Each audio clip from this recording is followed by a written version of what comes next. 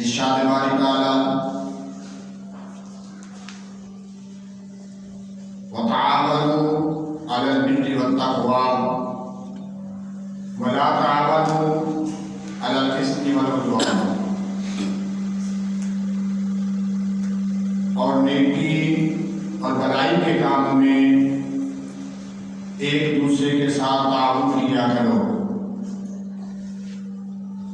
لیکن برے کام اور گناہ کا کام ہو تو وہاں قطعاً کسی صورت میں تعاون نہیں کرنا۔ آج کا پرفتن دور چل رہا ہے، ہر بندہ اپنے کو یہ سمجھتا ہے کہ میں جو کر رہا ہوں وہ ٹھیک کر رہا ہوں،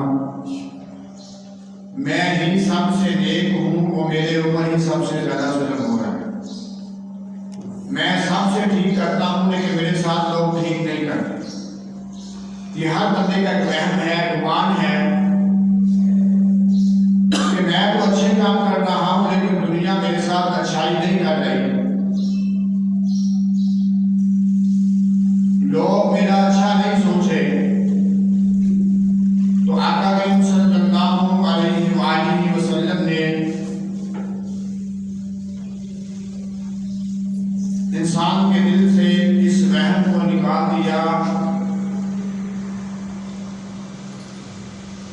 کہ حقیقت میں کیسا انسان ہو تو واقعتاً وہ اچھا ہوتا ہے۔ حضرت عبداللہ بن عمر رضی اللہ تعالیٰ عنہ آپ سے روایت ہے، ایک شخص آقا کی بارگاہ میں حاضر ہوا، عرض کرتا ہے فدا کا امی وابی یا رسول اللہ، لوگوں میں سب سے بہترین انسان کون ہے؟ سب سے بہترین انسان کون ہے؟ تو آقا نے فرمایا جو لوگوں کو سب سے زیادہ نفع بخشنے والا ہو، انسانیت کے لیے زیادہ نفع والا ہو، وہ انسان بہترین ہے۔ یہاں یہ نہیں فرمایا گیا کہ جو نمازیں پڑھنے والا ہو، روزے رکھنے والا ہو، حج کرنے والا ہو، زکوٰۃ ادا کرنے والا ہو، یا جہاد پہ جانے والا ہو تو وہ بہترین ہے۔ فرمایا گیا وہ انسان بہترین ہے جو انسانیت بھی جانب خدا بہترین کام کون سا ہے، بہترین عمل کون سا ہے؟ تو فرمایا نبی صلی اللہ علیہ وآلہ وسلم اللہ کے نزدیک سب سے بہترین عمل یہ ہے کہ کسی مسلمان کے دل میں خوشی ڈال دو، سکون ڈال دو۔ بہترین عمل کیا ہے؟ کوئی ایسا کام کر دو جس کی وجہ سے کسی مسلمان بھائی کے دل کو سکون پہنچے، راحت پہنچے، ٹھنڈک پہنچے۔ اور تکشف عنہ کربۃ، یا کسی مسلمان کے دل سے دکھ کو نکال دو، یا کوئی ایسا عمل ہو جائے کہ اسے خوشی میسر ہو، یا کوئی ایسا عمل ہو جائے جس سے اس کا جو موجودہ غم تھا، تکلیف تھی، دکھ تھا، درد تھا، وہ کم ہو جائے۔ اور تقضی عنہ دینا، یا کسی مقروض کا قرض اتار دو۔ اور تقضی عنہ جوعا، یا کسی بھوکے کو کھانا کھلایا جائے۔ بہترین عمل بتا رہا ہوں کہ یا کوئی ایسا عمل کر دیا جائے جس سے کسی مسلمان بھائی کے دل کو سکون پہنچے، خوشی محسوس ہو، یا کوئی ایسا عمل کر دیا جائے جس سے کسی کے دل سے دکھ نکل جائے، یا کوئی مقروض ہے، پریشان ہے، اس کے پاس پیسے نہیں ہے، قرض لیا ہوا ہے، جس سے لیا ہے وہ بار بار تنگ کرتا ہے، تو آپ کے پاس فراوانی ہے تو اس قرض کو اتار دے۔ تو یا اللہ کی رضا کے لیے کسی بھوکے کو کھانا کھلا۔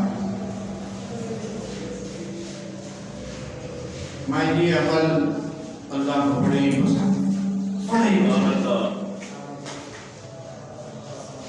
فرمایا نبی صلی اللہ علیہ وسلم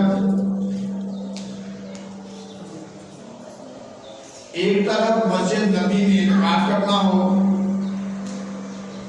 اور دوسری طرف کسی بھائی کی مدد کرنی ہو، تو آقا فرماتے ہیں میں یہ پسند کروں گا کہ مسجد نبی کا اعتکاف چھوڑ کے کسی مسلمان کی مدد کی جائے۔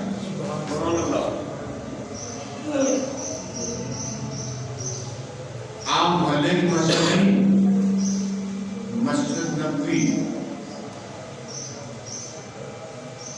جہاں ایک نماز پڑھے تو 50,000 نمازوں کا ثواب ہے۔ اور حدیث مبارکہ کے الفاظ ہیں کہ اگر کوئی بندہ صرف کے دل سے ایک دن اور ایک رات کا اعتکاف خالصتاً اللہ کی رضا کے لیے کرتا ہے تو اس کے اور جہنم کے درمیان 3 خندقیں کھول دی جاتی ہیں، اور ایک خندق کا درمیانی فاصلہ زمین اور آسمان کے درمیانی فاصلے کے برابر ہے۔ ایک دن کا صرف کے دل سے اللہ کی رضا کے لیے اعتکاف کرے تو آقا فرماتے ہیں مسجد میں اعتکاف کرنا اس سے میں زیادہ یہ پسند کرتا ہوں کہ میری وجہ سے کسی کی مدد ہو جائے۔ فرمایا نبی صلی اللہ علیہ وسلم مسلمان آپس میں ایک بدن کی طرح ہے۔ اب تھوڑا سا اپنے ذہن پہ اپنے ہی بدن کے بارے میں سوچیں، اگر اچانک رات کو 12 بجے کان میں درد شروع ہو جائے تو کیا ہم سوئے رہے؟ بے چینی سے ہو جاتی ہے۔ اب کان کو چھوٹا ہے درد تو کان میں ہے، باقی بدن کو کیا ہوگا؟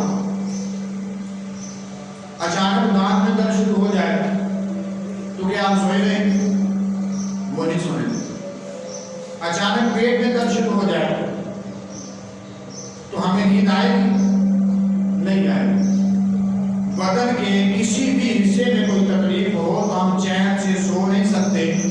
تو آقا فرماتے ہیں مسلمان آپس میں ایک بدن کی طرح ہے، پوری دنیا میں پوری زمین پر کسی بھی جگہ مسلمان تکلیف میں ہو اور دوسرا اس میں اطمینان سے سو جائے اسے تکلیف نہیں دیتا،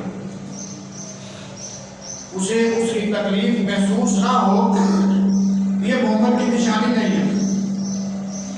فرمایا نبی صلی اللہ علیہ وسلم من نفسا ام مؤمن قربۃ من قرب الدنیا نفس اللہ عنہ قربۃ من قرب یوم القیامہ، جو بندہ اس دنیا میں کسی مسلمان بھائی کا، کسی مومن بھائی کا دکھ دور کر دے، اللہ تبارک و تعالیٰ روزے قیامت سے اس کے دکھوں کو دور کر دے. سبحان اللہ. اتنا بڑا ہے سبحان اللہ. کہ یہاں کسی کی تکلیف کم کریں، کسی کا دکھ کم کریں تو روزے قیامت رب القدوس ہمارے دکھوں کو کم کر دیں. سبحان اللہ. یہ حدیث پاک آپ کو سنا رہا ہوں، لیکن آج ہم اجتماعی زندگی سے ہٹ کے انفرادی زندگی میں آ گئے. آج ہمیں پتہ ہی نہیں ہمارے ساتھ والے گھر میں جو ہے وہ صحت پکی ہے نہیں پکی. جتنا سامان ہمارے گھر میں افطاری کے لیے پڑا ہوا ہے وہ اپنے گھر میں موجود ہے کہ نہیں. جس طرح ہر عید پہ ہم کپڑے سلاتے ہیں یا ان کے بچوں کے کپڑے سلائے کہ نہیں. ہم نے کبھی سوچے نہیں،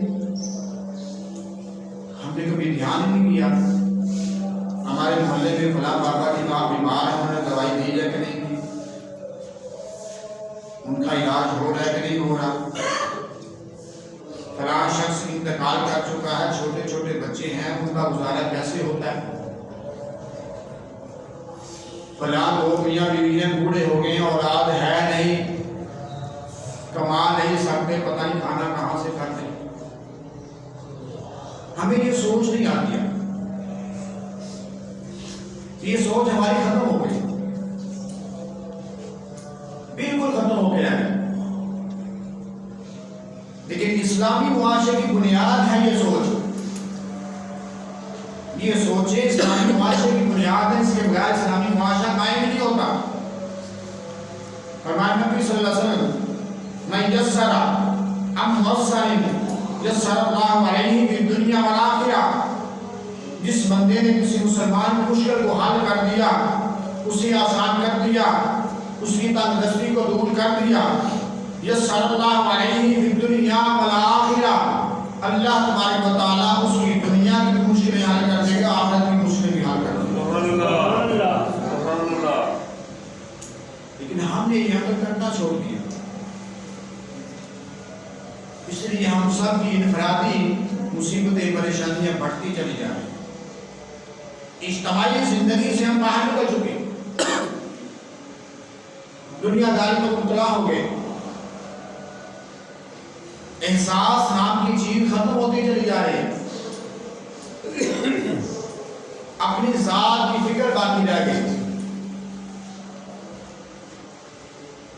ہمارے نبی صلی اللہ علیہ وسلم بہت چھوٹی چھوٹی نیکیاں جو ہم بھول گئے وہ آپ کو آج یاد کروائیں. من ساتر مسلمان، جس نے کسی کا پردہ رکھا، کسی عیب کا پتہ چل گیا، کسی نقص کا پتہ چل گیا،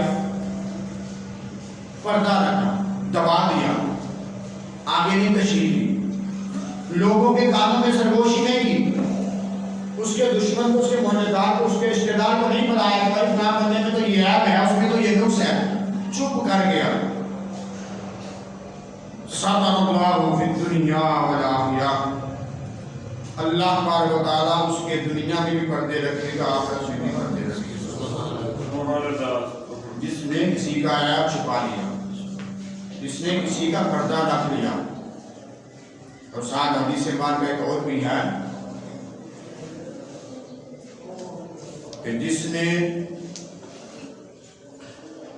کسی کو رسوا کرنے کے لیے اس کا کوئی عیب، اس کا کوئی نقص لوگوں میں ظاہر کیا، تشہیر کی، دنیا کو بتایا کہ فلاں میں یہ نقص ہے، فلاں میں یہ عیب ہے، اس کی غیبت کی، تو آپ فرماتے ہیں وہ اگر 7 مکانوں کے اندر بھی چھپ جائے تو وہاں بھی اسے رسوا کر دے گا. 7 مکان پہ دروے بنا کے نا 7ویں دروازے میں بھی چھپ جائے گا جا کے تو اللہ 7ویں دروازے میں بھی اسے رسوا کر دے گا، کیونکہ اس نے اللہ کے بندے کو رسوا کرنے کی کوشش کی. تو آج کے معاشرے میں ہمارے ساتھ ایسا ہو رہا ہے، کبھی کسی کو موقع مل جاتا ہے، کبھی ہمیں موقع مل جاتا ہے، ہم کسی کی پکڑی اچھال دیتے ہیں، ہماری کوئی اچھال دیتا ہے. تو یہ معاملہ چل رہا ہے. تو آقا کا فرمان ہے کہ جس نے اچھائی کا سطر چھپا دیا، اس کی برائی کو چھپا دیا، اس کے عیب کو چھپا دیا، اللہ دنیا میں بھی اس کے پردے رکھے گا، آخرت میں بھی اس کے پردے رکھے گا۔ تو یہ عمل کر کے دیکھیں آج کے بعد میں ہمیں ایسا کرنا بڑا ہوتا ہے، آج کے بعد ہم کسی کا عیب ظاہر نہیں کریں گے، پتہ چل بھی جائے تو نہیں ظاہر کریں گے، چھپا لیں گے۔ تو پھر دیکھیے گا کہ کیا اللہ ہماری عزتیں محفوظ رکھتا ہے۔ فرمان نبی صلی اللہ علیہ وسلم اللہ تبارک و تعالیٰ بندے کی اس وقت تک مدد فرماتے رہتے ہیں جب تک وہ بندہ اپنے بھائی کی مدد میں لگا رہتا ہے۔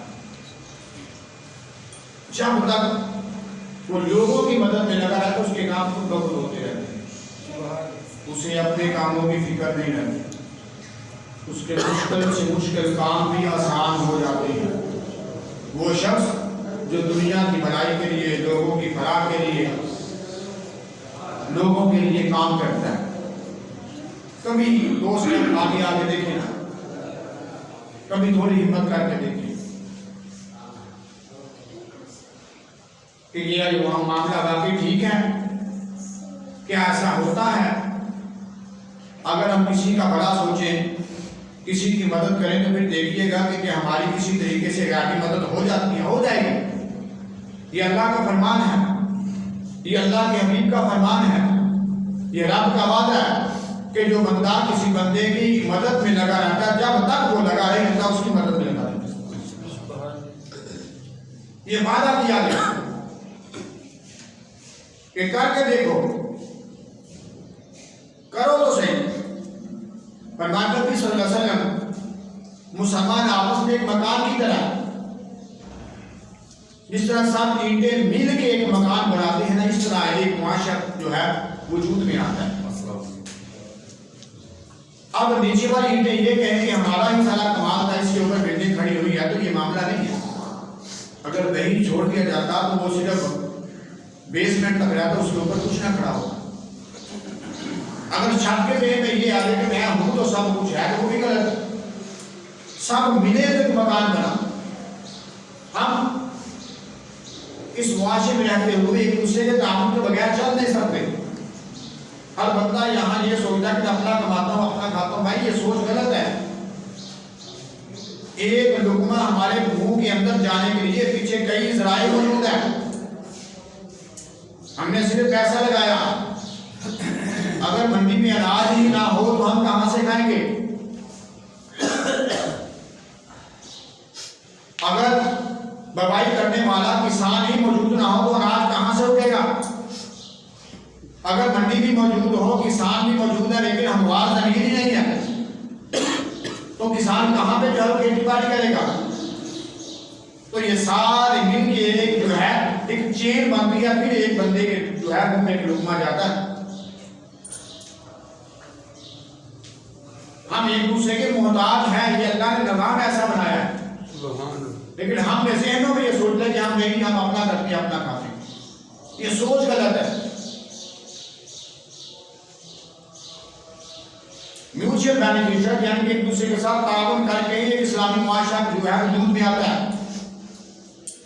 ساتھ ہی کسی مثال دے دوں آپ کو، گاؤں کے لوگ جلدی سمجھ جائیں گے۔ جب دوپہر کے وقت جانوروں کو چارہ کھلانے کے بعد جو ہے وہ سائڈ پہ باندھا جاتا ہے نا، تو اکثر بھینس کے سر کے اوپر ایک کمبا بیٹھ جاتا ہے۔ اب بھینس اس کمبے کو اڑاتی نہیں، بس ایسے ایسے کرتی ہے، اور وہ کمبا اس کے ساتھ بیٹھ کے نا آہستہ آہستہ سے ڈونگے مارے، لیکن کبھی غور نہیں کیا کہ یہ کیا ہے۔ یہ کتابوں میں لکھا ہوا ہے کہ وہاں دونوں کا فائدہ ہو رہا ہوتا ہے۔ بھینس کے ساتھ میں کچرا ہوتا ہے، ساتھ جمیں ہوتی ہیں، اب وہ اپنے ساتھ سے کسی طریقے سے نکال نہیں سکتی، نہ اس کا ہاتھ وہاں تک پہنچتا، نہ اس کی پونچھ وہاں تک پہنچتی ہے، اور کبے کا وہ رزق ہے، کبا وہاں بیٹھتا ہے اپنا رزق تلاش کرتا ہے، اس کا بھی کام بن جاتا ہے، اس کا بھی بن جاتا ہے۔ تو ہم معاشرے میں یہاں سوچتے نہیں ہیں کہ ہمارا حقیقت میں کردار کیا تھا اور ہم کیا کر رہے ہیں۔ ہمیں صرف یہ فکر ہے کہ ہمارا مال، بس یہ میرا ہی ہے. تو میں آپ کو ایک حقیقت بتا دوں، جتنا بھی انسان کماتا ہے اس کا صرف 10% انسان اپنے اوپر خرچ کرتا ہے. ڈیٹیل جان کے دیکھ لیجیے گا، جس نے جتنا کمایا ہے اس کا جو ہے ریکارڈ چیک کر لیں، صرف 10% اپنے اوپر خرچ کر پاتا ہے، باقی 90% اس کے کنبے پہ خرچ ہوتا ہے. وہ چاہے چھوڑ کے چلا جائے، چاہے بینک بیلنس بنا لے، چاہے مکان بنا لے، چاہے پراپرٹی بنا لے، لیکن جو بھی کمائے گا، جتنا بھی کمائے گا، صرف 10% اس کے اوپر خرچ ہوتا ہے. اور باقی بندے کی اوقات یہ ہے کہ ابھی بندے کا انتقال ہوتا ہے، انتقال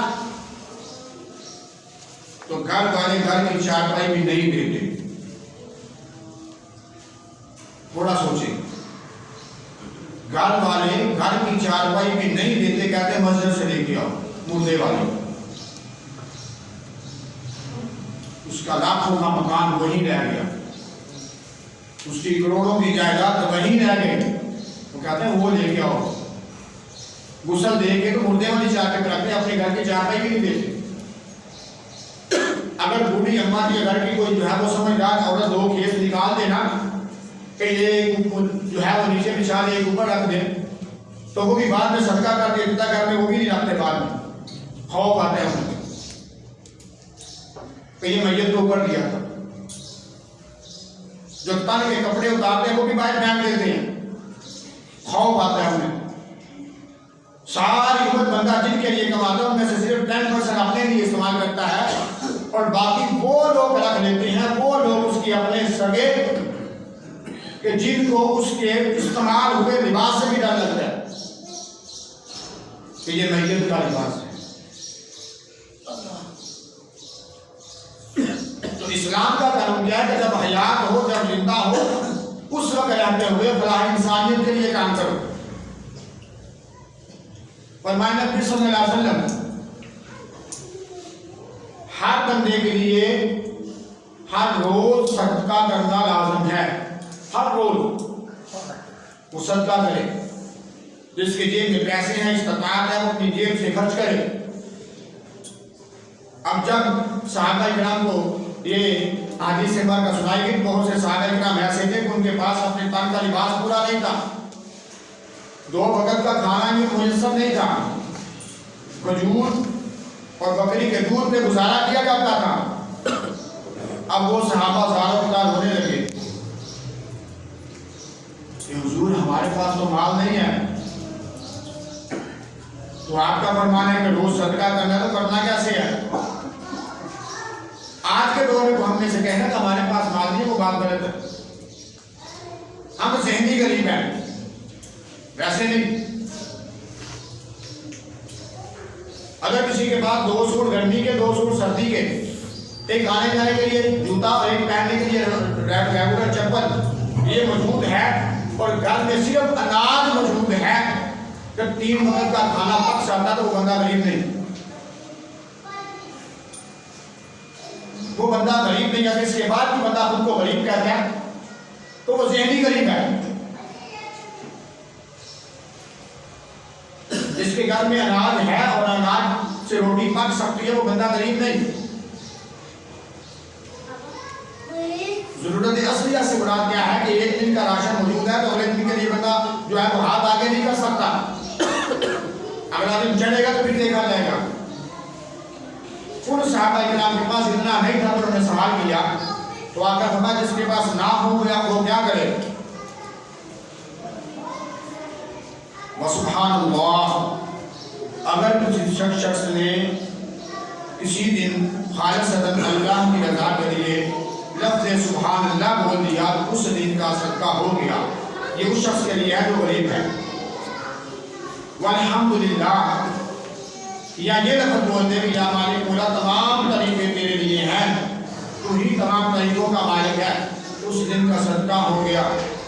واستغفر اللہ، یا یہ کہہ دے کہ یا مالک مولا میں معافی مانگتا ہوں اپنے تمام پچھلے گناہوں کی، اس دن کا صدقہ ہو گیا. وَتَأْمُرُ بِالْمَعْرُوفِ، یا اپنے کسی قریبی کو، کسی جاننے والے کو کوئی نیکی کی دعوت دے دے. آپ گلی سے آ رہے تھے، آپ نے گلی میں کسی جوان کو دیکھا، کسی دوست کا دیکھا، بھائی کو دیکھا نماز کا ٹائم کا، اسے کہا کہ بھائی آؤ چلے، بھائی آؤ نماز پڑھنے چلے۔ آپ نے دعوت دے دی، پیار سے اس طریقے سے سمجھا دیا، اب وہ آیا یا نہ آیا آپ کو ثواب مل گیا، اس دن کا صدقہ ہو گیا۔ وَتَنْهَىٰ عَنِ الْمُنکَرِ، کوئی عین نماز کے ٹائم پہ باہر کھیل رہا تھا، شور کر رہا تھا، کوئی غلط کام کر رہا تھا، آپ نے منع کر دیا بھائی یہ غلط ہے، یہ ویسے ہی غلط ہے، اوپر سے نماز کا ٹائم ہے آؤ چلے، پیار سے اس طریقے سے سمجھا دیا، تانا نہیں دیا۔ جرم سے نفرت کریں، ظلم سے نفرت کریں، جس بندے نے جرم کیا اس شخص سے نفرت نہ کریں، برائی سے نفرت کریں، برے سے نفرت نہ کریں۔ ہر بندے میں کوئی نہ کوئی عیب موجود ہے، لہذا جو نقص ہے، جو برائی ہے، جو نقص ہے، اس نقص سے نفرت کریں کہ یہ نقص ہے بھائی، یہ عیب ہے، ہاں بڑے اچھے ہیں۔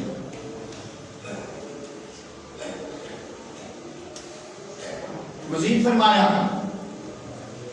راستے میں چلتے ہوئے کوئی کانٹا، کوئی موڑی، کوئی چیز آپ کو نظر آتی ہے، یہ کسی کو چھو سکتا ہے، اس سے کوئی گر سکتا ہے، اسے سائر پہ کر دیں، اس دن کا صدقہ ہو گیا۔ کوئی ہڈی ہے، کوئی پتھر ہے، کوئی روڑا ہے، کوئی ایسی چیز آپ کو نظر آتی ہے کہ جو انسان لوگوں کے لیے جہاد رکاوٹ کا سبب بن سکتی ہے، اگر شد کے دل سے ثواب کی نیت سے آپ اٹھا کے سائر پہ کر دیتے ہو، اس دن کا صدقہ ہو گیا۔ سبحان اللہ۔ فرماتے نبی صلی اللہ علیہ وآلہ وسلم اگر کسی شخص نے خالصتاً ثواب کی نیت سے راستے میں موجود ایسے درخت کو کاٹا کہ جو لوگوں کی آنے جانے میں رکاوٹ پیدا کرتا تھا، تو اللہ تبارک و تعالیٰ اس کے بدلے جنت میں اس کے لیے ایک باغ لگا دے، سبحان اللہ۔ کہ لوگوں کے آنے جانے کے راستے میں رکاوٹ تھی، اس رکاوٹ کو دور کر دیا۔ تو ہم تو آج کل رکاوٹیں بناتے ہیں، گلیوں کو تنگ کرتے ہیں جان بوجھ کے۔ مزید فرمایا کوئی اندھا آپ کو گلی میں نظر آ جاتا ہے، آپ اسے اس کی منزل تک پہنچا دیتے ہیں، اس دن کا صدقہ ہو گیا۔ یہی اسلامی معاشرہ ہے۔ کوئی بہرا ہے، اسے سنا نہیں جاتا، آپ اسے کوئی بات سمجھا دیتے ہیں، اس دن کا صدقہ ہو گیا۔ کوئی توتلا ہے، صحیح بول نہیں سکتا، آپ اس کے ساتھ کچھ وقت گزارتے ہیں، اس کی بات کو سمجھتے ہیں، لوگ اسے رد کر دیتے ہیں، اس کی بات کو سمجھ نہیں آتی، پتہ نہیں کیا کہہ رہا ہے، اسے دھتکار دیتے ہیں، آپ 2 منٹ لگاتے ہیں، سکون سے اس کی بات کو سمجھتے ہیں، 2-4 منٹ زیادہ لگ جاتے ہیں، حتیٰ کہ بات کی سمجھ آ جاتی ہے، اس کا مسئلہ حل کر دیتے ہیں، تو آقا فرماتے ہیں اس دن کا صدقہ ہو گیا۔ فرماتے نبی صلی اللہ علیہ وسلم کسی جگہ کسی مسلمان بھائی کو کسی کام کی ضرورت پڑے تو پنڈلیوں کے زور لگا کے جاؤ اس کے لیے،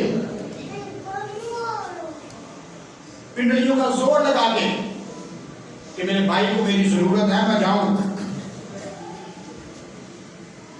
میرے بغیر وہ کام نہیں ہوگا، میں کروں۔ جب ہم باہمی تعاون شروع کر دیں گے تو ہماری مشکلیں خود بخود حل ہو جائیں گی۔ ہماری مشکلیں بار اس وجہ سے نہیں کہ ہم نے اپنی مصیبت حل کرنا شروع کر دی، اپنے مسئلے حل کرنا شروع کر دیے، اس وجہ سے حل نہیں ہو رہے۔ ایک سادی سی مثال دے کے آپ کو سمجھا دیتا ہوں، اللہ کرے کہ میری بات آپ کو سمجھ آ جائے اور ہم سب آج کے بعد جو ہے نا ایک دوسرے کا خیال رکھتے ہوئے اچھا اسلامی معاشرہ قائم کرنے میں اپنا کردار ادا کر سکیں۔ ایک وقت کے بادشاہ کی اور ایک فقیر کا آپس میں بحث ہوئی۔ بحث کیا تھی کہ فقیر کہتا تھا کہ اللہ والے لوگ اچھے ہوتے ہیں، بادشاہ کہتا تھا نہیں دولت مند اچھے ہوتے ہیں، جن کے پاس دولت ہو وہ سب کچھ خرید سکتے ہیں۔ بحث کے بعد فیصلہ کیا ہوا کہ چلو دونوں کی علیحدہ علیحدہ دعوت کر لیتے ہیں، خود ہی اندازہ ہو جائے گا۔ فقیر نے کہا ٹھیک ہے بادشاہ صاحب دعوت آپ کر لیں، لیکن وہاں ایک میری شرط ہوگی، دونوں کو جانچنے کے لیے معاہدہ طے آ گیا۔